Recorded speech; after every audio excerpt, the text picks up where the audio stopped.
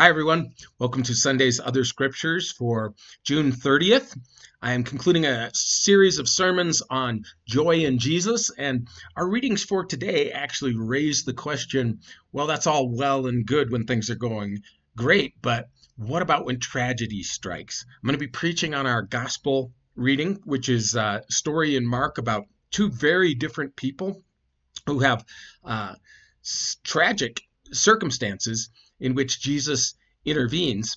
And before I talk about that, though, I want to talk about the other readings, the Sunday's other scriptures, of course, starting with the Old Testament reading, which the Old Testament reading usually is connected somehow to the gospel. In this case, the Old Testament reading is from Lamentations. Lamentations is a long lament, it's a long, epic kind of poem lamenting the fact that Judea specifically, but really all of Israel, has been destroyed. It's been destroyed because the people turned to false gods and turned to military alliances and their own military might to try to protect themselves rather than relying on the true God. They've turned away from his instruction. They, still think of themselves as chosen, but they're not a nation that has represented him. And he had warned them again and again through his prophets what was going to happen if they kept turning away from him. He urged them to pursue justice and righteousness and mercy with one another. But even though they had occasional reforms, generally they didn't listen. And so God allowed Israel's enemies, specifically Judea's enemy, the Babylonians, to come and conquer them. They broke through, besieged Jerusalem, tore down its wall, destroyed the temple, took all the leading citizens into exile in Babylon. And so there's this long lament for what has happened.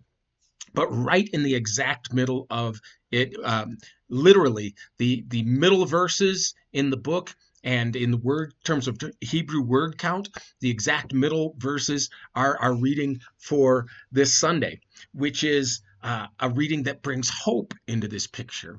And it says, because of the Lord's great love, we are not consumed. Because of his compassions, they never fail. They're new every morning.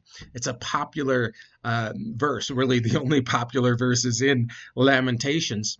And it says something really important, I think. It says that though he brings grief, he will show compassion.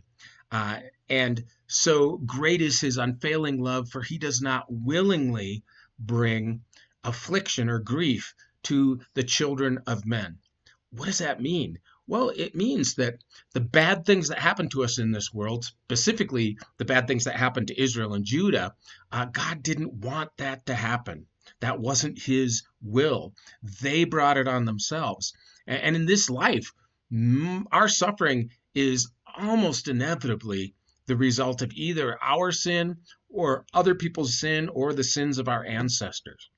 There are occasional outliers where we're suffering some kind of trial that's sent by God to strengthen our faith. But generally, that's not why we suffer. We suffer because of sin in the world. He doesn't willingly bring it upon us. However, he is compassionate and he will relieve that suffering, that grief in the end. Now, our psalm for the day, our responsive reading, is Psalm 30, and it really is closely aligned with that passage from Lamentations. It was written by David for the dedication of the temple, and we ask, well, how can that be? Because the temple wasn't built by David. It was built by Solomon, his son. In fact, God said, because your hands are so covered with blood, my temple can't be built by you, even though it was David's idea. But David did organize in advance. He did set aside the materials for it. So it could be it was dedication of the materials, or it could be that David, in faith, wrote this song for the dedication of the temple that he wouldn't live to see. Either way, this psalm has all the marks of David. It talks about God's rescuing him from his enemies, and it applies to Israel, which was rescued from its enemies to the extent it relied on God. And it talks in very much in the terms of Lamentations. It says in verse 5, for his anger lasts only a moment, but his favor lasts a lifetime. Weeping may stay for the night, but rejoicing comes in the morning. This is very close to what Lamentations would later say. And we ask, well, what does this mean? Well, I think it's helpful to remember that for the Hebrew people, for the Jewish people, the day started at dusk and it ran through the next morning to the following evening. And so it's a similar way of saying the day isn't over yet, right? Also, we remember that a lot of bad things tend to happen at night. There are more automobile accidents, is more crime, and even in ancient times, this was true that bad things often happened at night. But when the morning dawned, there was hope and things would turn around. So, this is the way it is with God. We remember when we're suffering that it's just a short term thing and that God will bring ultimately salvation. And so we celebrate that with David in this psalm, and we praise him. And then I wanted to talk about our epistle reading, which is part of a series of readings through the second letter of Paul to the Christians in Corinth. And this is an interesting passage because Paul is speaking to the Corinthians through a bunch of different things that he's been talking to them about. But in this passage, he's talking to them about they have apparently made a pledge to contribute to an offering that's being taken to relieve the suffering in Judea from a famine. And Paul raises up the example of the churches of Macedonia, which is north of Corinth, how they begged to be part of this offering. And out of their, let me see, how does he say it here? He says, out of the most severe trial, their overflowing joy and their extreme poverty welled up in rich generosity. In other words, the Macedonians are suffering themselves, but even out of their poverty and suffering, they want to help the churches in Jerusalem, and they have joy in the fact that they are able to do that through this offering. And this is meant to be an example for the Corinthians. And so Paul urges the Corinthians to fulfill their pledge so that they don't miss out on the opportunity to give. And there's an interesting statement at the end of it where Paul says, our desire is not that some people would be enriched and other people be poor. It's that there would be equality. This is a verse that I think gets ignored by Christians in the West because we're very afraid of socialism or of communism, but also because we want to justify our wealth compared to the rest of the world, even the Christian world. We want to say, well, we deserve it, and other people must not have pleased God. We're very much like the Pharisees in this respect. They believed that if you were wealthy and healthy, God was blessing you, and if God was blessing you, you must be doing the right things. And we believe that too, all the time. And we're constantly saying, as we will next week on the 4th of July, God bless America. The reality is he has blessed America. The question is, has America blessed God? And have we shown ourselves to be worthy of the wealth and power we possess in the world in terms of our ability to help the rest of the world with all of that? So, something to think about. I just want to touch on our gospel reading. So in this reading, we have two very different people. One is a synagogue ruler. The ruler was like the administrator of a synagogue. It was an important position. This was a respected elder in the synagogue and probably very wealthy.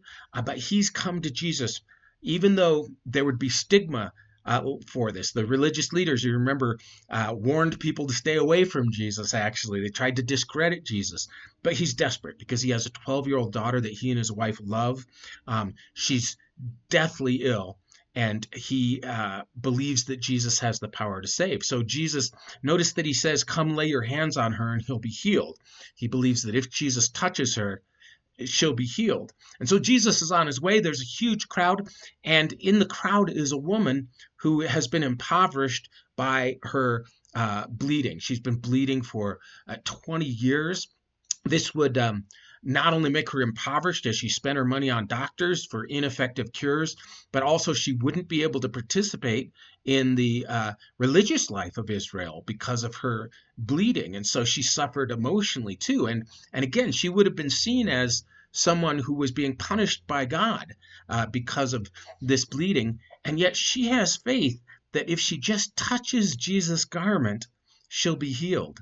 Notice that her faith is even stronger than Jairus. Jairus believes Jesus has to come and put his hands on it. She believes that if she even touches Jesus' garment, she'll be healed. And she is healed. And, it's this crazy thing where Jesus says, power's gone out of me. Who did it? And his disciples say, what do you mean, who did it? You're surrounded by people. Jesus seeks out this woman. Why? To tell her that her faith has healed her, to reward her for her faith. Now, this kind of raises the question, what role does faith have in healing? If you just believe hard enough, will you be healed? No. It has to also be the will of God, and we know it's the will of God by the word of God. But in this case, the woman knew that it was the will of God because she was healed, and yet Jesus gives her this word afterwards, woman, your faith has saved you. Go in peace. Now, meanwhile, messengers come from Jairus' house to tell him, don't bother the master anymore. Your daughter is dead. And Jesus says, have faith. Don't listen to them. He keeps going. Takes just a few of his disciples with him to the house. When they get there, people are weeping and wailing because of this death. He tells them she's not dead, she's just sleeping, and they laugh at him because they know she's dead. He puts them out, takes the father and mother and his disciples into the room, lays hands on her, actually just commands her with his word, Talitha cum, little girl, wake up or get up. And she gets up. She's healed.